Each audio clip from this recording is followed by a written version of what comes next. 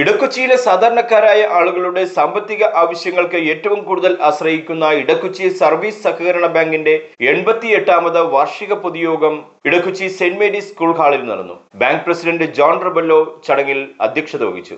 ഇതിപ്പോൾ നമ്മുടെ കേരളത്തിൽ നടക്കുന്ന ഓരോ കാര്യങ്ങൾ എന്താണ്, ഡിപ്പോസിറ്റ് സ്വീകരിച്ചു, ആ ഡിപ്പോസിറ്റ് കൊടുക്കാൻ പറ്റാത്ത അവസ്ഥ വന്ന് ഗവൺമെൻറ് അവരെ പുറത്താക്കി ജയിലടച്ച് നിങ്ങൾ മാധ്യമങ്ങളെല്ലാം കാണുകയാണ്. അങ്ങനെയുള്ള പ്രശ്നം നമ്മുടെ ഇടക്കൊച്ചി സർവീസ് കോർപ്പറേറ്റ് വന്നാൽ ഇന്ന് എത്രയോ ആളുകൾ ഇന്ന് നമ്മുടെ ബാങ്കിൻ്റെ വാർഗിലുണ്ടാവും. നിങ്ങൾ ചിന്തിച്ചു നോക്കും.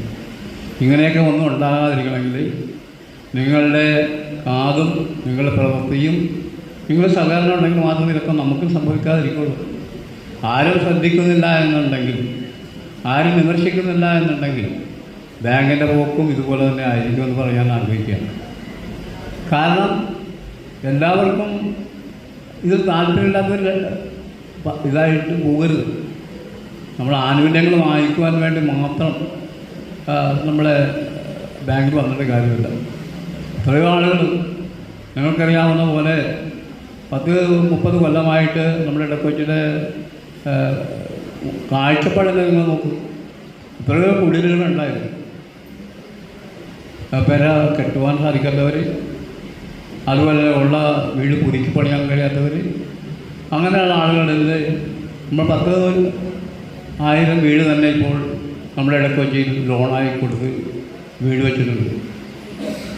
അവരാ പണത്തിൻ്റെതായ അല്ലെങ്കിൽ വാടക കൊടുക്കേണ്ടതായ ഒരു അംശം നമ്മൾ ഇവിടെ കൊണ്ടുവന്ന് അടച്ചിട്ടുണ്ടെങ്കിൽ നമുക്കിവിടെ ബാധ്യത ഉണ്ടാകില്ല. കടം കുമിഞ്ഞു കൂടുകയില്ലായിരുന്നു. അതും അടക്കിയില്ല. അതുപോലെ തന്നെ എത്രയോ വീടുകൾ തന്നെ എല്ലാം നമ്മളുടെ കുട്ടികൾ എത്രയോ വിവാഹം കഴിച്ചു കൊടുക്കാനായിട്ട് സാധ്യതയില്ലാത്ത മാതാപിതാക്കന്മാർക്ക് നമ്മൾ ലക്ഷക്കണക്കിന് രൂപ കൊടുത്താണ് ആ കാര്യങ്ങളൊക്കെ നടത്തുന്നത്.